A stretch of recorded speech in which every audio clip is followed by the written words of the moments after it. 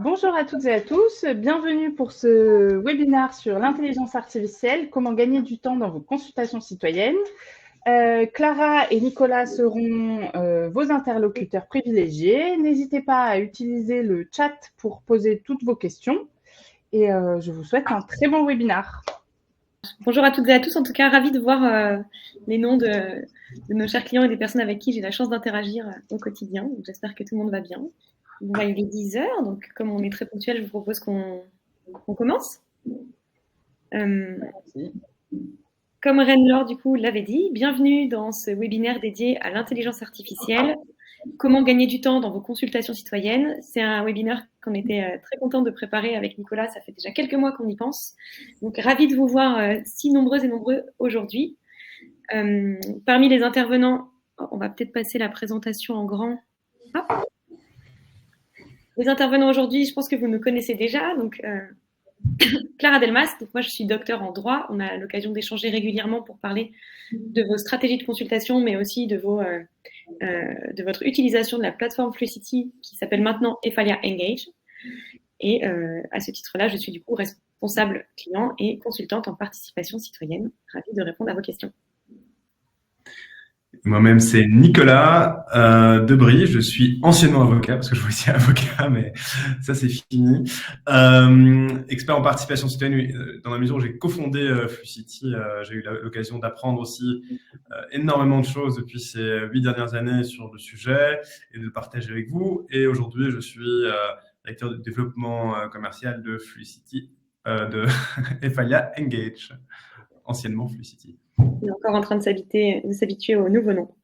Eh bien, écoutez, bienvenue. Hop, je vais passer à la slide suivante. Au programme pour aujourd'hui, quatre grands axes que vous avez déjà dû voir dans l'invitation qui vous a été adressée. Excusez-moi. Décidément. Donc, au programme aujourd'hui, on va revenir un petit peu sur l'intelligence artificielle et sur comment est-ce qu'elle peut être un allié de la participation citoyenne. Comment est-ce que vous pouvez aussi vous familiariser à cet outil. Nicolas ensuite vous expliquera comment est-ce qu'on fait pour utiliser l'intelligence artificielle sur votre plateforme Ephalia Engage. On va vous montrer d'où vient notre idée d'intégrer cette innovation dans la plateforme et puis comment vous allez pouvoir vous l'approprier et l'utiliser. Et on reviendra ensuite sur un cas d'usage pour vous présenter les avantages de la démarche et vous montrer que ça a déjà été fait par d'autres collectivités locales à travers le monde et notamment parmi nos clients qui ont déjà utilisé notre fonctionnalité et donc pour vous encourager à éventuellement utiliser cette fonctionnalité. On aura évidemment à la fin un temps de questions-réponses, donc n'hésitez pas à partager vos questions et éventuellement vos réactions dans le chat. Je vois que vous êtes déjà en train de vous l'approprier, donc n'hésitez pas. Et donc, on commence avec un sondage qui avait d'abord été lancé par erreur, mais du coup, le voici. Nous, c'est une chose sur laquelle on est intéressé de savoir comment vous faites. Comment est-ce que vous faites pour procéder aujourd'hui, pour analyser les réponses qui sont apportées par vos citoyens aux consultations, notamment aux appels AID que vous faites sur la plateforme Ephalia Engage. Comment est-ce que vous faites Reine-Laure, c'est toi qui publie le sondage du coup? Magnifique. Donc, normalement, vous avez un petit écran qui a dû apparaître avec les 4 solutions qu'on vous a proposé d'ajouter. Donc, mise en situation, vous organisez un appel à idées, une enquête. Comment est-ce que vous faites ensuite, une fois que vous avez recueilli un certain nombre de réponses, comment est-ce que vous faites pour analyser ces réponses? Plusieurs choix. D'abord, est-ce que vous exportez les données sur Excel et vous faites l'analyse ensuite vous-même depuis cet outil?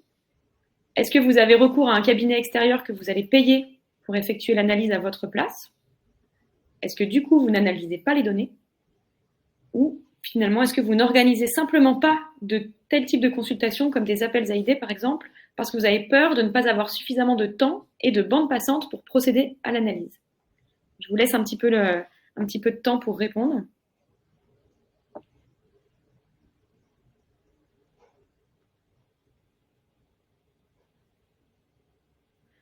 Pour l'instant, je vous donne un peu les insights. On est dans une immense majorité de personnes qui utilisent Excel.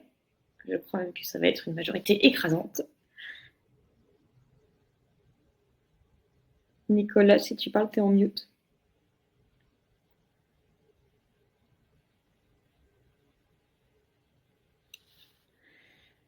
Ok, je pense qu'on peut clôturer. Est-ce que tout le monde a bien rempli le sondage?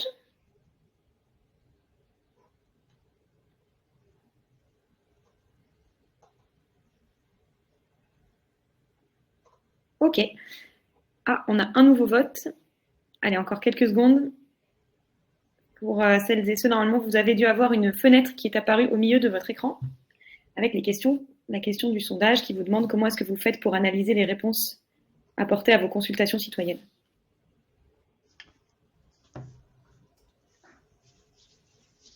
Effectivement, on est sur une majorité d'export de données sur Excel.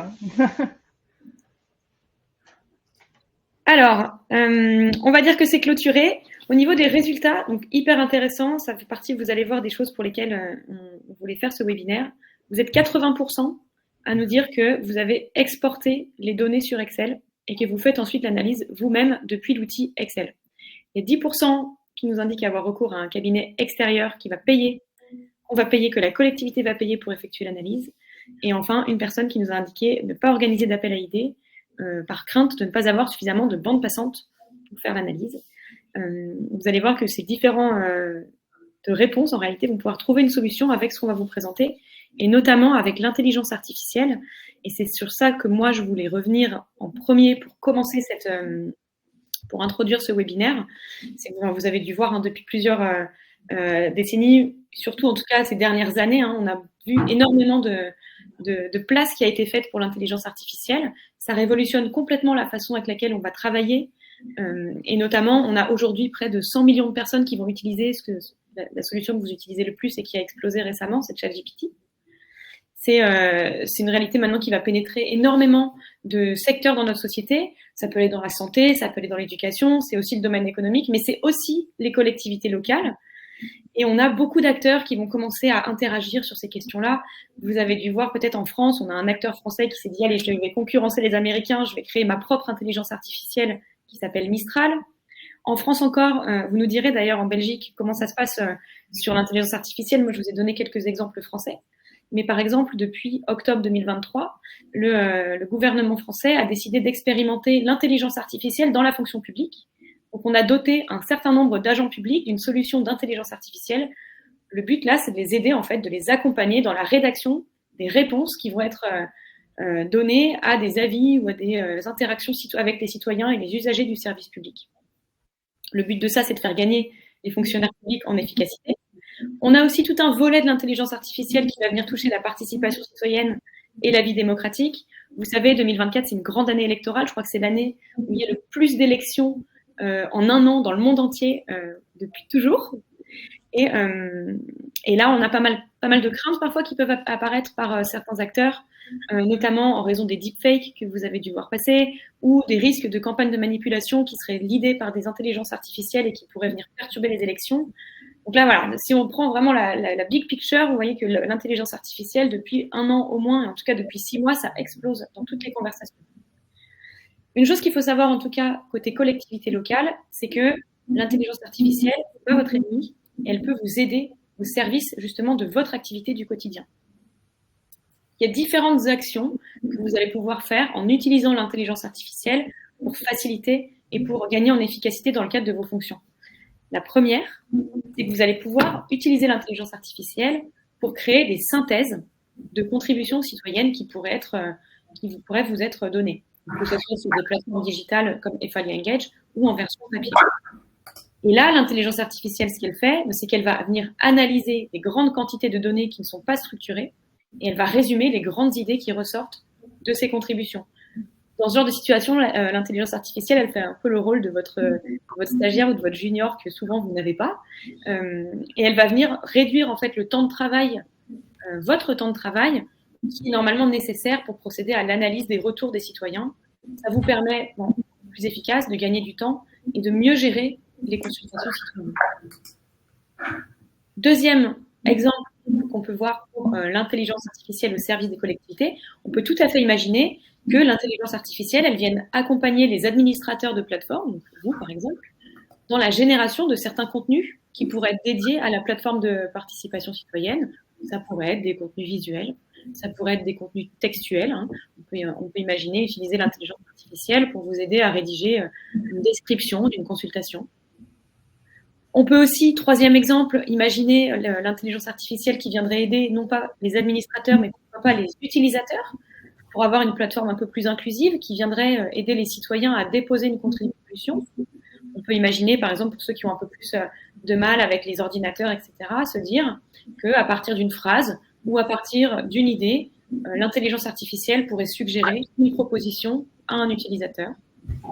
On peut aller plus loin avec la retranscription écrite. Dans ce cas-là, on aurait par exemple un utilisateur qui ferait une proposition énoncée verbalement, hein, un audio, ou alors une proposition qui serait manuscrite, et l'intelligence artificielle qui viendrait analyser ça et retranscrire de façon digitale à l'écrit dans un texte numérique la participation qui a été énoncée par l'utilisateur.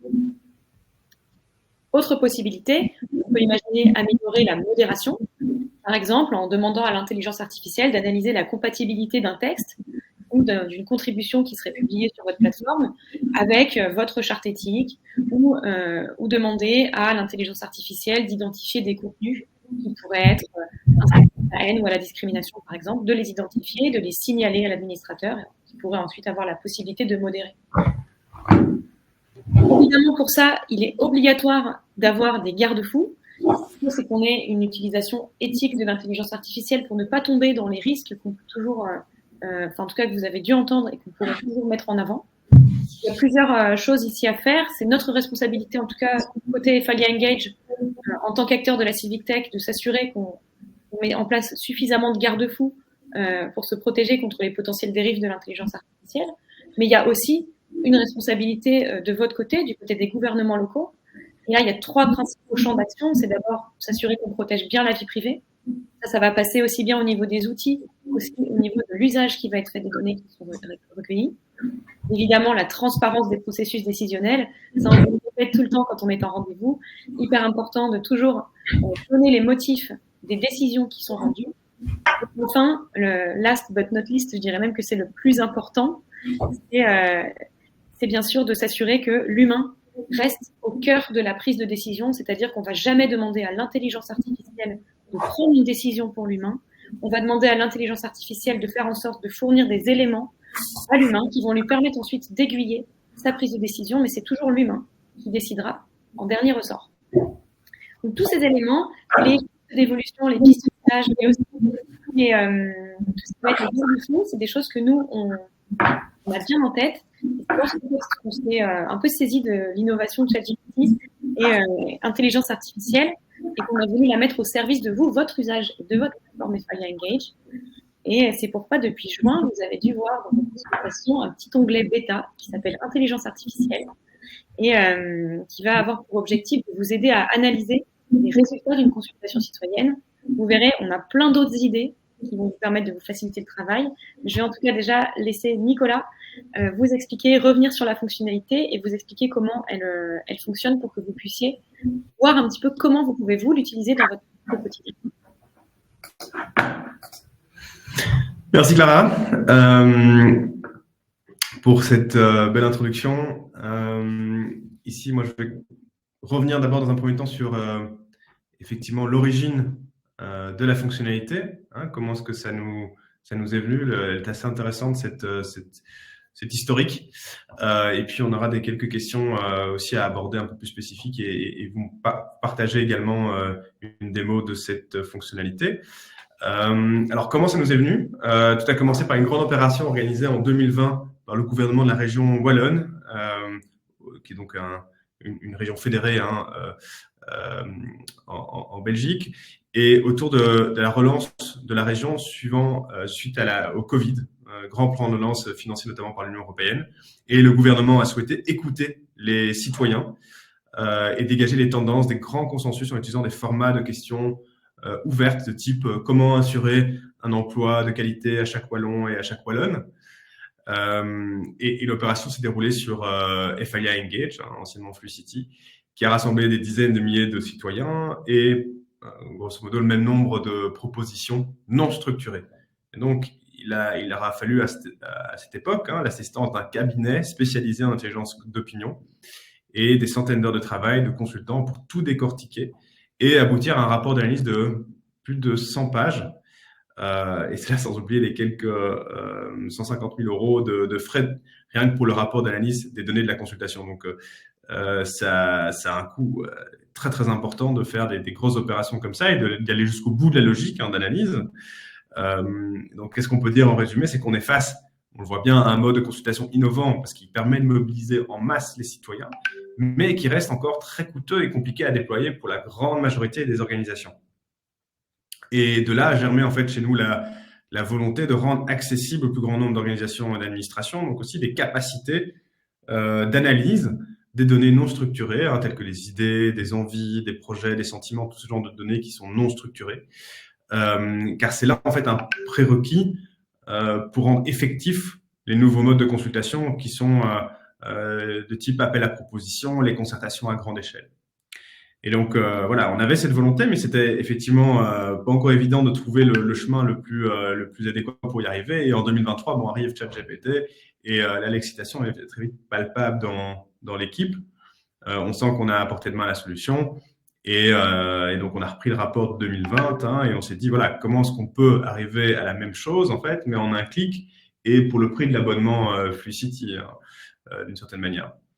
On a alors défini 3 grands principes qui devaient guider le développement de la fonctionnalité, la mise en œuvre de la vision. C'était de dire, il faut que les synthèses thématiques dégagées par l'analyse tendent vers l'action pour permettre l'impact. Donc, il faut proposer des choses qui partent des préoccupations des citoyens, mais qui tendent vers l'action pour ensuite en faire quelque chose. On veut aussi voir apparaître le degré de convergence, parce que c'est pas parce la difficulté quand on fait les synthèses, c'est qu'on risque d'oublier en fait que il y a un biais là-dedans, c'est qu'on a pris quelque part la voie du plus grand nombre ou quelque chose qui nous semblait ressortir de là, mais souvent il y a aussi des divergences qui s'expriment par rapport à des choses. Donc c'est très important d'avoir cette notion de convergence, divergence. Et puis troisième chose, et ça Clara l'a bien dit, c'est faut pas oublier l'expertise ici, la finesse de l'expertise humaine sur du territoire, et donc il faut que l'humain garde la main sur le processus d'analyse. Donc ça c'était les 3, on va dire, grands principes qui ont guidé le développement. Ensuite, on peut se poser la question de pour quel type de consultation utiliser effectivement l'IA. Et donc là, il faut peut-être juste se remettre, prendre un peu de recul et dire en fait, il y a 2 types de questions qu'on pose. Il y a des questions qui sont fermées et il y a des questions qui sont ouvertes. S'il s'agit d'une question fermée, c'est assez classique, type choix multiple, qui est un format qu'on rencontre le plus souvent dans les enquêtes. L'analyse se fait assez naturellement via les moyens statistiques traditionnels. S'il s'agit de questions ouvertes, de type appel à contribution, qui récoltent donc des données non structurées, c'est là que l'intelligence artificielle est indispensable en phase d'analyse. Bien sûr, on peut imaginer des consultations, on va avoir les deux, des mixtes combinant questions fermées et questions ouvertes. Et là aussi, ce qu'on va développer va pouvoir répondre à ces enjeux-là. Je peux vous montrer ici, vous partagez mon écran. Alors.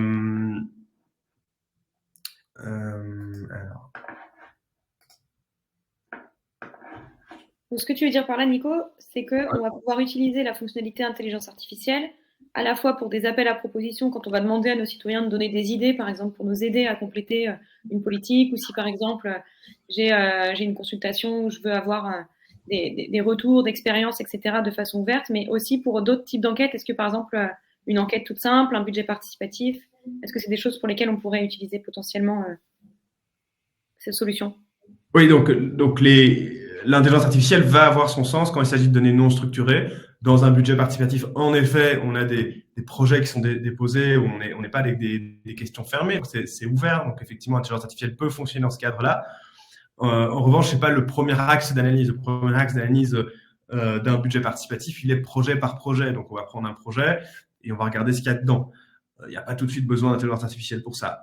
Après, il peut y avoir un second axe d'analyse plutôt dans un rapport que vous, en tant qu'administration, vous pourriez vouloir fournir à vos élus, de dire, tiens, en dehors de tout le suivi qu'on a fait projet par projet, non retenu, etc., regroupé par regroupé, mais tout ces travaux que vous faites de traitement des projets peut s'accompagner aussi vers les élus d'un rapport un peu plus général qui indique, par exemple, voilà, sur ce budget participatif 2023, on a eu majoritairement en fait des propositions sur ces sujets-là, où on a vu ressortir aussi un certain sentiment de manque de tel type d'infrastructure. Et donc, l'intelligence artificielle peut aider, en fait, effectivement, même dans un budget participatif, à dégager certaines tendances. Mais voilà, dans ce cadre-là bien précis, ce ne sera pas le premier axe, je pense, d'analyse et de traitement, mais ça complète. Et alors là, normalement, vous voyez mon écran. Je ne sais pas si c'est confirmé, ça a l'air de fonctionner. Oui. Ici, ce que je voulais vous montrer, c'était donc quand je vous parlais effectivement d'opérations du gouvernement de la région wallonne. Effectivement, vous voyez ici, on a eu une question qui était posée ouverte avec plus de 1000 contributions sur cette question-là particulière. Et il y avait une dizaine de questions de cet ordre-là. Et donc, vous voyez, les gens arrivent avec des propositions qui sont très diverses déjà, très fortes et qui sont tout à fait non structurées. Donc, il faut s'imaginer le temps de travail par rapport à ça qui a donné effectivement lieu ensuite à un rapport que vous voyez apparaître ici, qui était de plus d'une centaine et plus de pages, qui reprenait l'ensemble de ces grandes thématiques avec tout un outil d'analyse ici derrière de cette consultation. Il faut s'imaginer aujourd'hui qu'en fait, avec l'intelligence artificielle, tout simplement, on arrive à reproduire en fait ce même genre de rapport et les rendre accessibles au plus grand nombre. C'est vraiment l'idée derrière cela. Alors, ici pour ce webinaire, je voulais vous montrer une plateforme d'un élu également. Alors, c'est pas une plateforme d'une ville, mais c'est plutôt d'un élu au Parlement français qui travaille avec un conseil citoyen et qui a notamment travaillé sur la question du logement, en particulier au niveau en montagne, où en fait on a les problèmes avec les saisons touristiques, etc., et l'accès au logement qui est parfois compliqué, les locations qui prennent beaucoup de place, etc. Et donc, il a voulu co-construire des solutions autour du logement. On voit que le back-office, là, Nicolas. Ah, pardon. Donc, on va le mettre sur le back-office. Et voilà, c'est bon. Voilà. Donc là, vous voyez, je remets ici l'écran.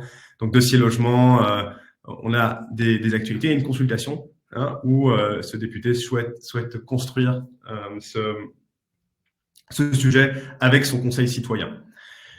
C'est intéressant ici aussi de vous montrer ça parce que ça vous montre que l'intelligence artificielle peut être utilisée également pour pas spécialement avec une masse non plus de contributions. Vous voyez ici, il y a eu 30 contributions qui ont été déposées et cela suffit en fait pour sortir après coup, vous allez voir des résultats qui sont malgré tout aussi intéressants. Donc, il ne faut pas avoir des centaines et des centaines de contributions pour arriver à quelque chose. Une trentaine de contributions à analyser permet déjà de ressortir une analyse qui a tout son sens. Donc, voilà ici pour la partie front, côté citoyen. Maintenant, si on se rend sur le tableau de bord, on va pouvoir y consulter les données. Alors, vous connaissez ce tableau de bord. Vous avez les contributions et puis les votes, les statistiques. Et à droite, vous voyez cet onglet que vous avez peut-être déjà tous consulté, peut-être pas encore, qui s'appelle Analyse intelligence artificielle bêta. Pourquoi bêta? Parce que on considère qu'on est encore en phase d'apprentissage, d'expérimentation, mais on peut déjà vous dire que dans les prochains mois, on va arriver à une version qui, pour nous, est digne de s'appeler une version, on va dire, alpha, qui est complètement carrée et qui fonctionne parfaitement. Donc ici, aujourd'hui, quand on clique là-dessus, vous voyez, on va déjà voir apparaître, donc, une fois qu'on a lancé le processus de génération de l'intelligence artificielle, ça prend 2-3 minutes, je pourrais le montrer sur notre plateforme, et on va arriver à ce type de rapport où vous voyez des grands groupes thématiques. Ici, vous voyez résidence secondaire, succession, taxation des frontaliers, permis de construire, rénovation énergétique, construction immobilière. Tout ça, c'est des grands groupes thématiques qui sont proposés à partir des 30 contributions qu'on a pu visualiser juste avant. Et pour chacun de ces grands groupes thématiques, on va avoir des sous-groupes thématiques. Ici, vous voyez limitation de la construction et de l'extension des résidences secondaires, fiscalité plus contraignante sur les résidences secondaires, autres mesures environnementales. Et à chaque fois, vous voyez le nombre de contributions, ici 5 contributions, 2 contributions, 3 contributions, 1 contribution, qui sont affichées, qui correspondent à ces sous-thématiques. Et ainsi de suite, sur l'ensemble de ces thématiques, la même logique est reproduite. Et alors, si on rentre dans une sous-thématique, c'est là qu'on va retrouver le détail des aspirations, comme je vous disais, des utilisateurs. C'est ce qu'on va essayer de sortir. Et ensuite, on va essayer de montrer des actions qui sont attendues, que sous-tendent en fait ces aspirations d'utilisateurs. En faveur, limiter l'extension des résidences secondaires, inciter les propriétaires à les offrir à la location, instaurer un quota de vente. Alors, on voit aussi en faveur et opposé. Pareil, par rapport à ce que je vous ai dit, on veut montrer aussi cette notion de convergence, divergence. Donc, on veut montrer qu'il y a un débat, que les choses ne sont pas spécialement noires ou blanches, il peut y avoir des zones grises, des choses qu'il faut qu'on puisse faire apparaître ici dans cette synthèse. Et in fine aussi, les contributions originales qui sont mentionnées. Vous voyez ici l'ensemble des contributions qui ont amené à cette synthèse, avec un plus s'il s'agit des contributions qui vont dans le sens de la synthèse proposée, et un moins lorsqu'il y a cette notion de divergence qu'on veut faire également remonter. Et ça vaut pour l'ensemble des différentes sous-thématiques qu'on voit ici. On a la même logique qui est appliquée. Comment ça fonctionne derrière dans le système? C'est qu'en fait, nous, on dialogue avec l'intelligence artificielle via une API, mais on donne, nous, nos instructions. Nos instructions, c'est là où se trouve la finesse, c'est qu'on va travailler par itération sur quelle va être la bonne distance qu'on veut appliquer sur les termes entre eux, etc. Parce qu'en fait, c'est une notion de distance in fine, de multiples axes de distance, des différents concepts entre eux.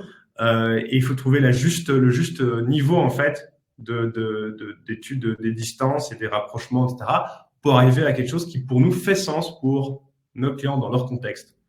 Donc voilà, c'est ce travail-là qu'on fait avec tout un travail, bien sûr, de mise en forme, de présentation, qui, par ailleurs, aussi est amené à s'améliorer. Donc, vous allez voir, dans les prochains mois, il y aura pas mal de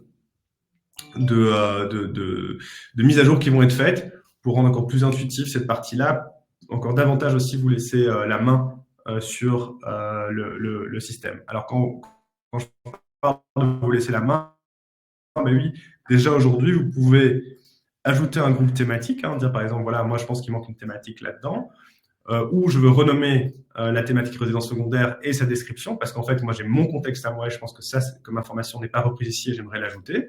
Et par ailleurs, j'aimerais déplacer cette proposition-ci, par exemple, dans un autre groupe thématique qui s'appelle par exemple succession ou taxation des frontaliers, etc. Donc, je veux réorganiser le rapport parce que moi, en tant qu'humain, j'ai ma propre connaissance du terrain et mais la finesse ici qui me permet d'aller plus loin. Donc voilà, l'idée, c'est de vous mettre à disposition un outil qui va faire plus de 80% du travail. Alors, on ne saura pas vous dire quel pourcentage, mais en tout cas, ça fait certainement plus de 80% du travail. La fameuse ressource plus junior, stagiaire dont vous parlez, Clara, mais voilà, ici, ce travail-là, il est fait pour vous et donc en principe, ça devrait certainement vous faire gagner énormément de temps sur ce genre d'opération. Alors, comment ça se présente quand il n'y a rien, il n'y a pas encore de rapport? Donc, vous voyez ici, par exemple, un autre exemple. On est sur une consultation qui a été déposée. Vous voyez ici, on a juste le nuage de mots, on n'a pas encore l'analyse. Vous appuyez simplement sur... Alors, pardon, je n'ai pas partagé le bon écran. Voilà. Donc ici, on est sur une autre consultation. Donc, vous voyez ici, partagez vos idées pour améliorer la mobilité dans le quartier. On n'a pas encore l'analyse qui est faite. Donc, je peux appuyer ici sur lancer l'analyse. Et là, vous voyez, on vous demande de patienter quelques minutes. Je dirais c'est maximum. Ça dépendra un peu de la profondeur, on va dire, de votre consultation. Mais c'est maximum 5 minutes qu'il vous faudra attendre avant d'avoir les premiers résultats. Est-ce que pendant que l'analyse se génère, il y en a déjà qui ont des questions? Ah bah voilà, trop bien, je vois que Didier en a une. Par rapport à ce que Nicolas vous a présenté, par exemple, du coup, je vais poser celle de Didier qui demande du coup, les données qui sont analysées par l'intelligence artificielle. Quelles sont les données, si je comprends bien, quelles sont les données sur lesquelles va se baser l'intelligence artificielle pour faire l'analyse? Alors, les données sont celles des contributions, donc ce que les différents utilisateurs ou citoyens ont déposé. Pour l'instant, ne sont pas encore pris en compte les commentaires, mais ça fait partie des développements futurs. Comment intégrer aussi dans l'analyse ce que les autres citoyens ont eu comme réaction. On pourrait également, les votes aussi pourraient entrer en considération. Donc voilà, effectivement, on va élargir au fur et à mesure le spectre d'analyse de la fonctionnalité vers d'autres types de contenus. En revanche, ce qui reste hors du cadre de l'analyse, ce seront les données personnelles des utilisateurs, des citoyens. Ça ne rentre pas dans le cadre de l'analyse qui est réalisé par l'outil. Et d'ailleurs, si je peux compléter, si jamais vous avez par exemple un citoyen qui fait une proposition dans laquelle il va déposer, en plus de sa proposition, un fichier en pièce jointe, on demande à l'intelligence artificielle de ne pas prendre en considération ce qu'il y a dans le fichier en pièce jointe, parce qu'on ne sait jamais, il suffit qu'il y ait des données personnelles dedans, on demande à l'IA de ne pas regarder ça. Donc ça, c'est pour vraiment assurer la sécurité, c'est pour assurer toujours le fait que l'humain garde évidemment la main à la fin sur ça. Je vois qu'Alice est en train d'écrire quelque chose. Est-ce que l'IA a avancé?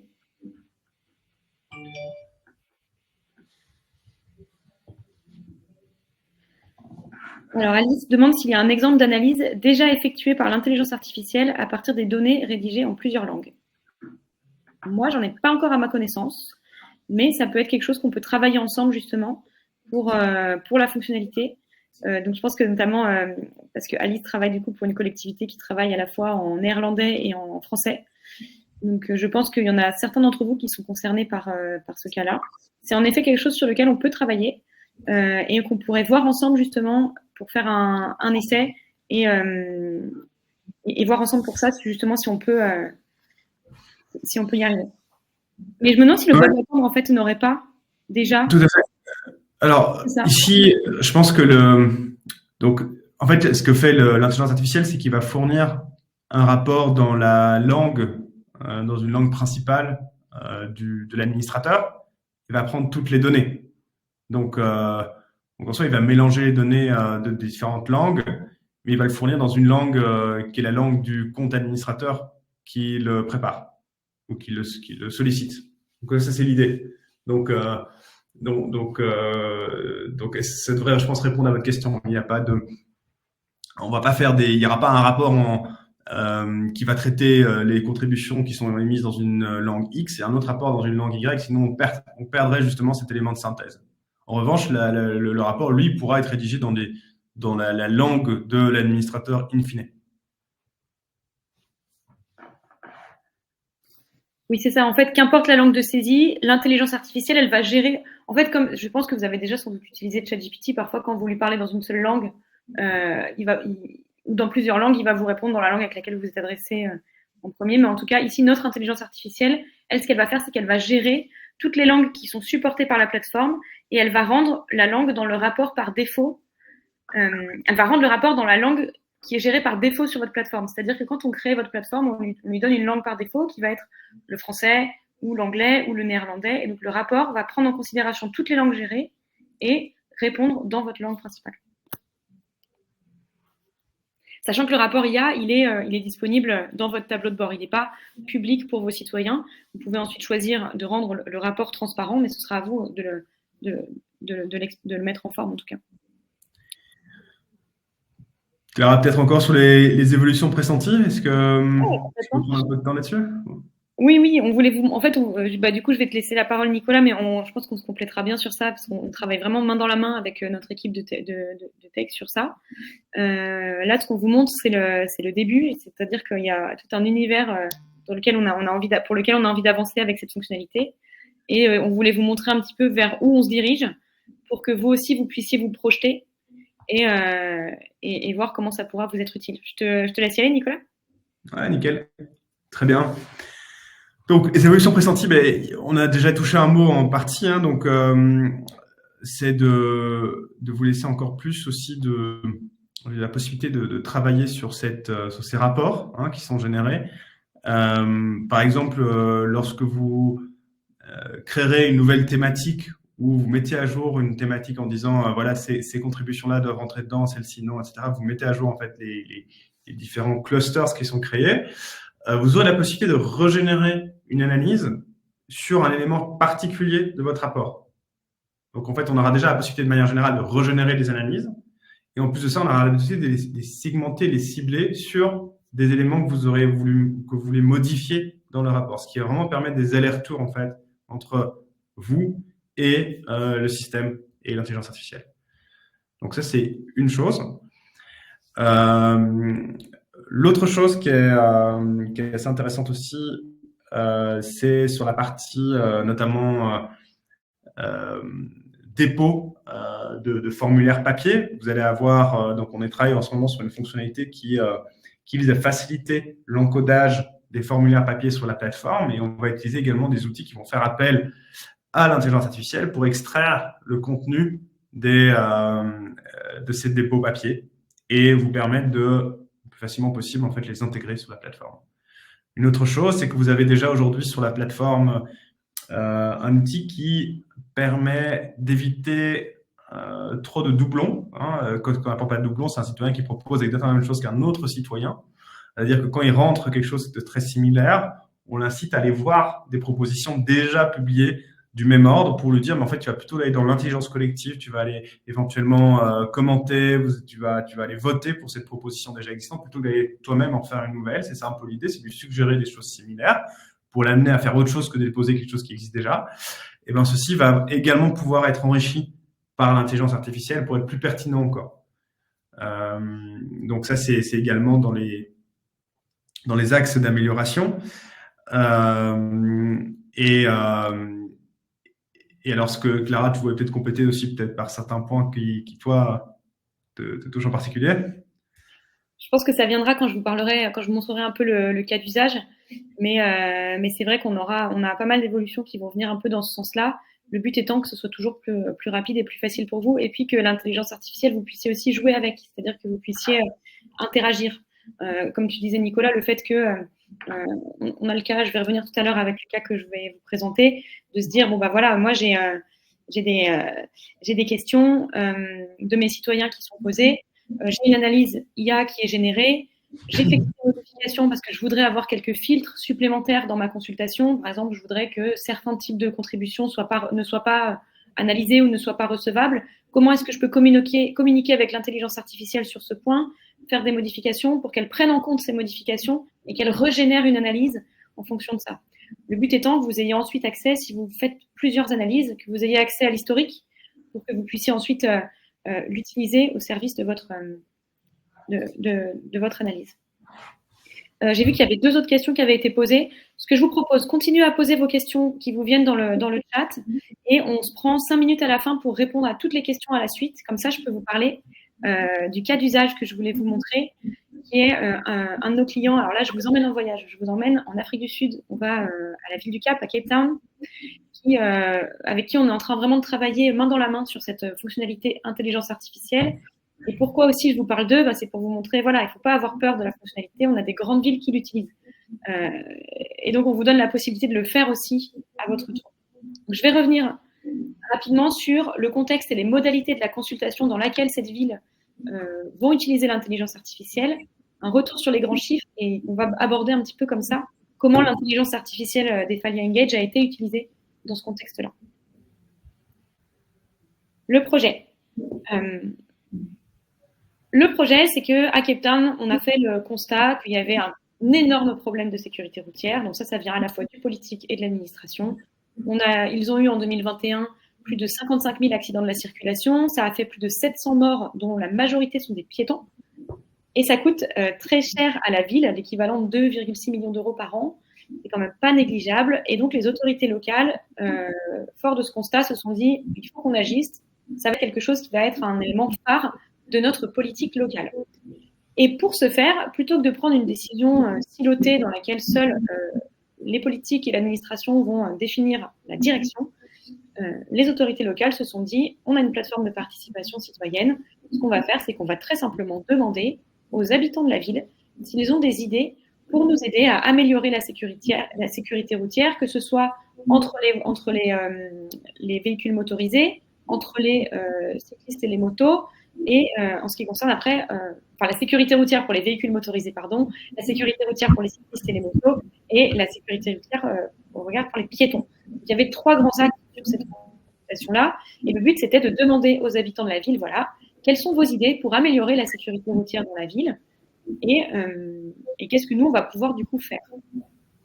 Une chose à savoir, je sais que ça fait peur souvent aux collectivités locales de dire « Ouh là là, mais je vais avoir énormément d'idées, est-ce que je vais devoir dire oui à tout, etc. » Évidemment, non.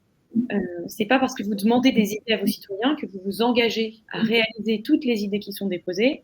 C'est d'ailleurs ce que fait la ville du Cap, c'est qu'à chaque fois qu'elle fait une consultation de ce type, elle va écrire une No Obligation Clause, qui en fait est un petit paragraphe dans lequel elle dit qu'elle ne s'engage pas du tout à réaliser toutes les idées déposées. Mais vraiment, l'idée, c'est d'être dans une logique d'innovation et de prendre des retours de terrain pour avoir une politique locale qui soit ensuite au plus proche des besoins et des idées des habitants. Ça, c'est pour le contexte. Les modalités de cette enquête, c'était assez facile. Sur la plateforme Efalia Engage, on a sélectionné un appel à idées.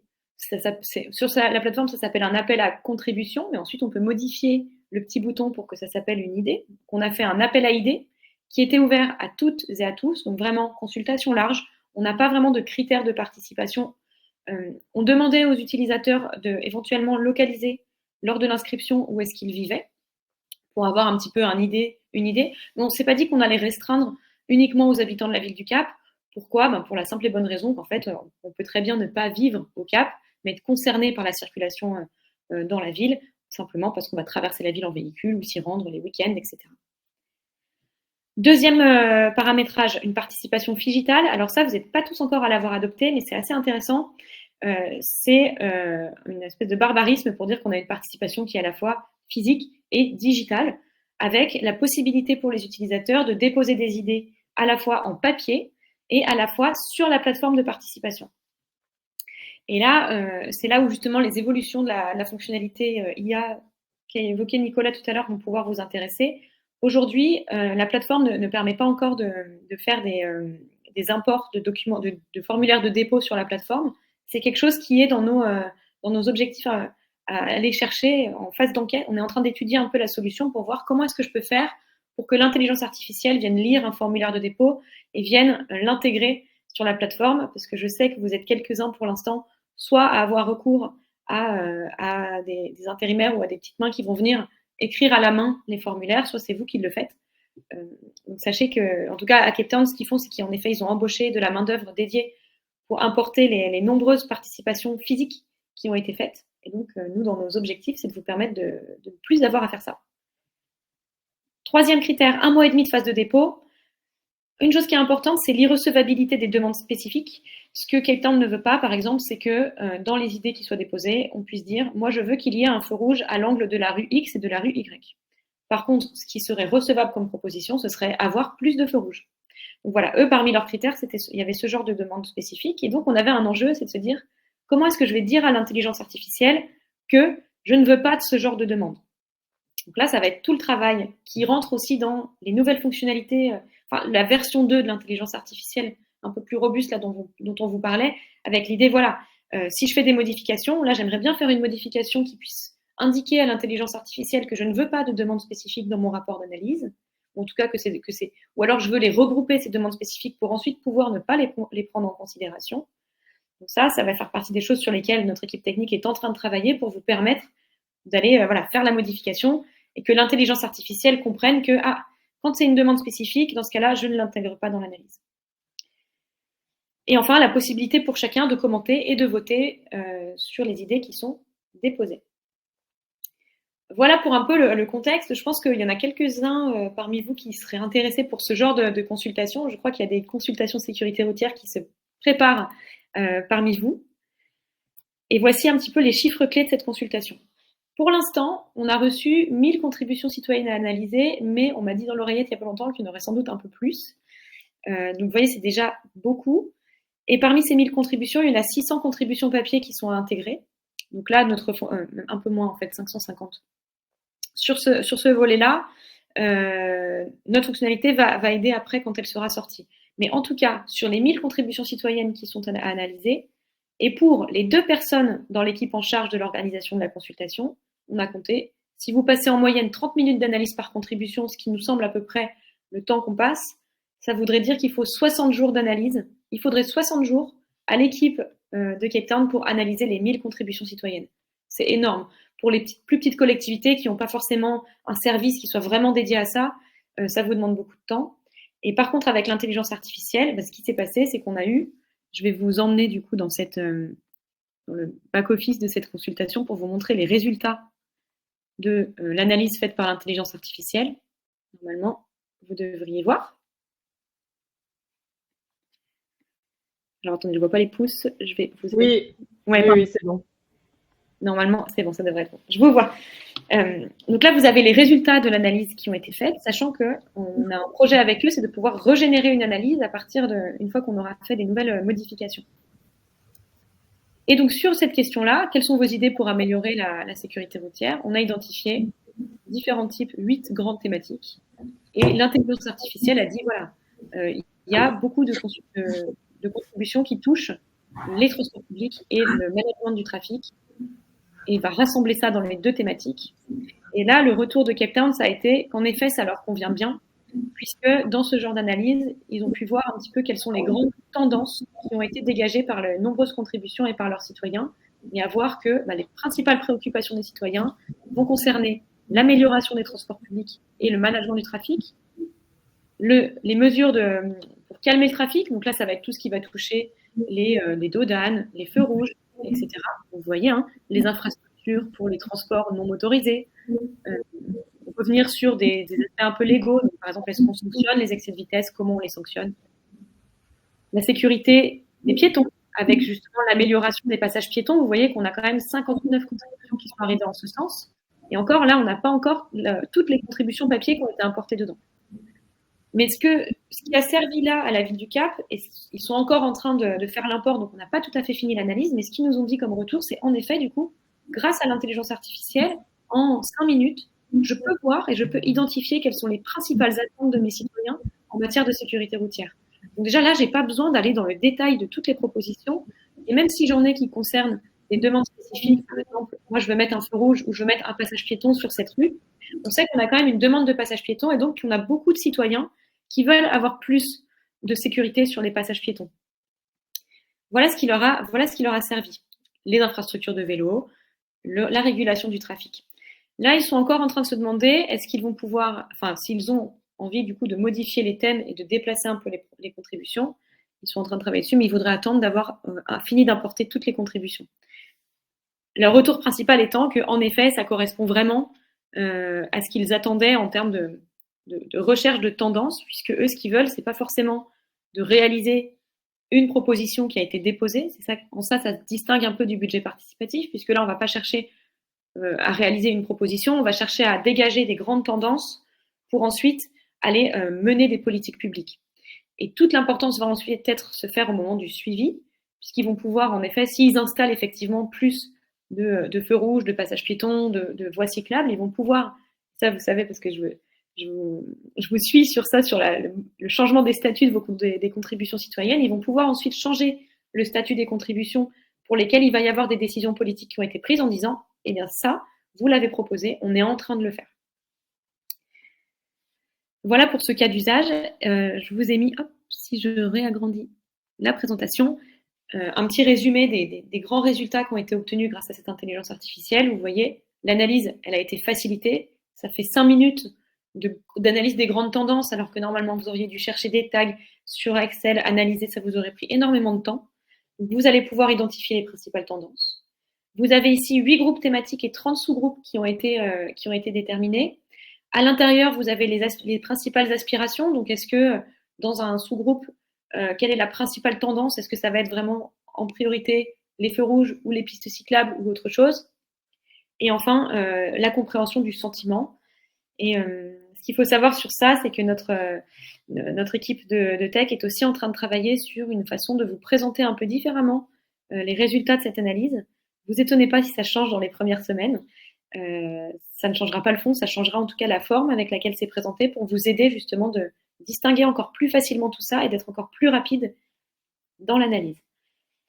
Voilà, donc ça c'est une petite fierté quand même, la ville du Cap, parce qu'ils sont très contents des résultats qu'ils ont obtenus et ils sont tout à fait en train de travailler avec nous main dans la main pour qu'on voit comment est-ce qu'on peut améliorer. Du coup, après vous avoir présenté tout ça, un petit sondage. Est-ce que vous vous sentiriez prêt à utiliser cette fonctionnalité IA pour vous aider dans le traitement de vos consultations? Est-ce que ça pourrait être dans un nouvel appel à projet? Je te laisse le lancer, Renlaure. Yes. Est-ce que ça pourrait être dans le cadre d'un nouvel appel à projet, d'un appel à proposition, même dans le cadre de votre budget participatif? Est-ce que vous verriez l'utiliser pour vos consultations? Alors moi, c'est pas apparu. C'est apparu pour tout. Est-ce que c'est apparu pour vous dans les... C'est peut-être apparu dans une autre fenêtre, si jamais ça apparaît pas, mais vous avez du coup plusieurs solutions. Est-ce que vous vous sentez prêt à l'utiliser? Oui, j'ai déjà un projet en tête et je vais l'utiliser. À mon sens, ça apparaît dans l'onglet sondage en bas à droite. Alors, c'est dans l'onglet sondage à gauche du chat. Voilà. Vous avez une petite notification rouge. Oui, voilà, chez John aussi, visiblement. Okay.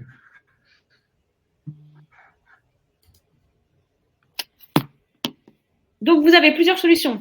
Je me sens prêt à utiliser l'intelligence artificielle. Oui, j'ai déjà un projet en tête, je suis au taquet et je suis trop contente de le faire. 2, oui, j'ai trop envie, mais j'ai besoin d'aide pour que vous m'aidiez à cadrer mon projet, pour que ça puisse bien marcher et en tout cas aussi vous aider sur l'intelligence artificielle à prendre en main la fonctionnalité. Soit vous n'avez pas de projet adapté, pas encore, et dans ce cas-là, vous avez peut-être besoin que je vous file un coup de main. Dans ce cas-là, n'hésitez pas, vous me faites un petit message, soit dans le chat, soit un petit mail, et moi, je suis là pour ça. Soit vous avez besoin de convaincre le politique, parce que le politique a peur de l'intelligence artificielle, et dans ce cas-là, Nicolas se fera un plaisir de prendre contact avec vous. En tout cas, prenez contact avec Nicolas ou avec moi pour ça, et nous, on viendra faire une démonstration de la fonctionnalité, on viendra intervenir si besoin auprès du politique pour lui montrer qu'on peut avoir confiance dans cette fonctionnalité-là. Ou alors, avant-dernier choix, je ne peux pas encore diversifier mes consultations parce que je fais que du budget participatif, donc je ne me sens pas prête de faire une consultation dont l'IA va vraiment m'aider pour le traitement, mais par contre, je peux l'utiliser pour un rapport qui serait destiné aux décideurs ou une autre réponse. Si jamais vous avez d'autres idées, vous pouvez l'écrire dans le chat. On se donne quelques moments. Pour l'instant, vous êtes déjà quelques-uns. Il y a 38% qui a déjà un projet en tête. Pareil, il y en a qui ont besoin d'aide pour cadrer leur projet. Il y en a qui ont besoin de convaincre le politique, 13%. Et 13% qui ne peuvent pas encore diversifier ses consultations. Pour celles et ceux qui ont répondu qu'ils ont besoin d'aide pour cadrer leur projet, qu'ils ont besoin de convaincre le politique, manifestez-vous dans le chat, levez la main. Ou alors, notez-vous de me faire un message ou alors un mail. Et comme ça, moi, je prends contact avec vous, on se cale une petite réunion et on voit ce qu'on peut faire. On est passé à 44% qui ont déjà un projet en tête. C'est bien, hein, c'est cool. Je suis contente de voir que ça vous motive et que ça vous rassure aussi.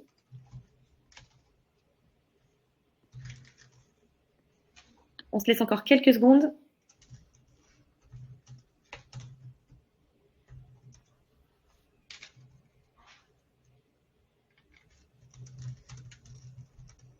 Je mets l'adresse de Clara dans le chat, comme ça vous pouvez lui envoyer un mail si c'est plus simple pour vous d'expliquer par mail, parce que parfois peut-être le chat est un petit peu...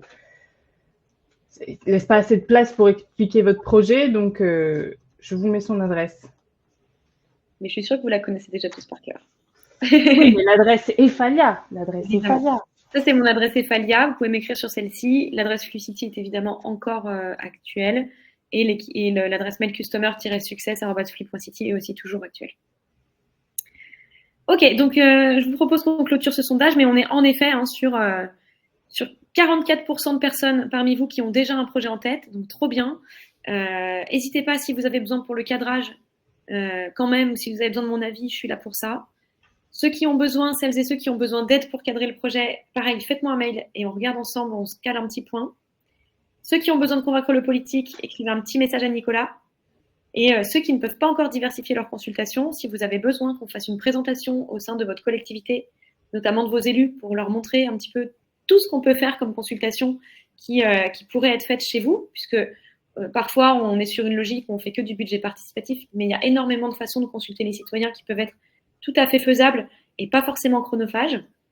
N'hésitez pas aussi sur ça. Moi, je peux vous manifester pour que je puisse un petit peu prendre le relais et vous accompagner sur ça. Et on va terminer avec une question ouverte. Du coup. Clara, oui. Je ne vais pas t'interrompre, mais il y avait encore 2 questions qui étaient restées non répondues sur le chat. Oui, c'est parce qu'on y vient après. Ah, ok, d'accord, ça va. Parce qu'il nous reste 5 minutes, donc il faudrait qu'on puisse les aborder aussi. On peut les aborder. Ce qu'on peut faire, c'est qu'on va commencer à répondre aux questions qui ont été posées dans le chat. Et pendant ce temps, on va vous laisser sur cette question ouverte. Si jamais vous avez des idées d'évolution de fonctionnalités qui pourraient vous être utiles, nous, on le prend. Comme ça pourra toujours nous aider à voir un petit peu, à affiner la direction dans laquelle on va. On vous a donné déjà quelques éléments. Donc, n'hésitez pas dans le chat à nous donner des évolutions pour lesquelles vous auriez des idées. Et pendant ce temps, on a eu 2 questions. Notamment Mireille qui nous demandait s'il y a des contributions, donc on revient sur la question de traduction avec l'intelligence artificielle, s'il y a des contributions qui sont déposées en néerlandais et en français sur la plateforme, l'intelligence artificielle va-t-elle traduire en français les contributions néerlandaises et les intégrer dans l'analyse? La réponse est oui. Et la deuxième question, est-ce qu'il sera possible de télécharger l'analyse intelligence artificielle au format CSV? Oui, c'est déjà dans notre feuille de route, donc ça va être prochainement disponible. Et dans tous les cas, pour l'instant, vous ne pouvez pas le faire en autonomie, mais je peux le faire pour vous. Donc, si vous me demandez de télécharger l'analyse IA au format CSV, vous me faites un petit mail, je le fais et je vous l'envoie. Voilà. Est-ce qu'il y a d'autres questions? Est-ce qu'il y a des idées? Est-ce qu'il y a de l'enthousiasme? On a encore 4 minutes pour recueillir vos dernières réactions.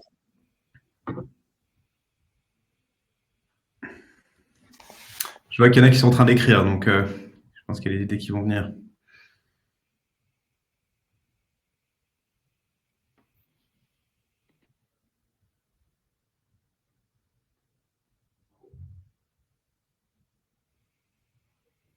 Ouais.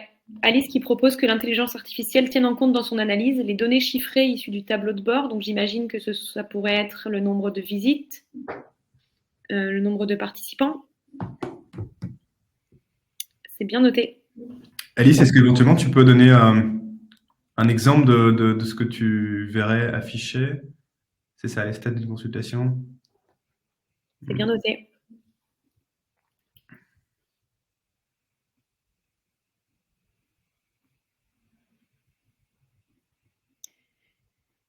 Est-ce que ce serait d'avoir un rapport d'IA qui cumule les deux, ou est-ce que ça soit pris en compte vraiment dans l'analyse comme étant un élément en faveur d'une contribution ou pas?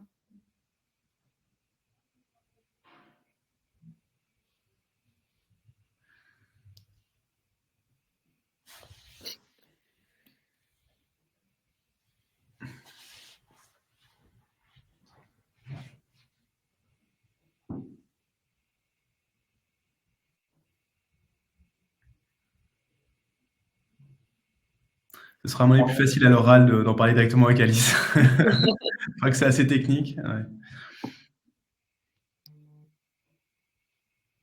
En tout cas, pour aller un petit peu plus loin sur cette suggestion, nous, ce qu'on aimerait bien, c'est qu'on puisse avoir les datas, donc les graphes, les nombres, les chiffres que vous pouvez voir là dans votre tableau de bord pour chaque thème.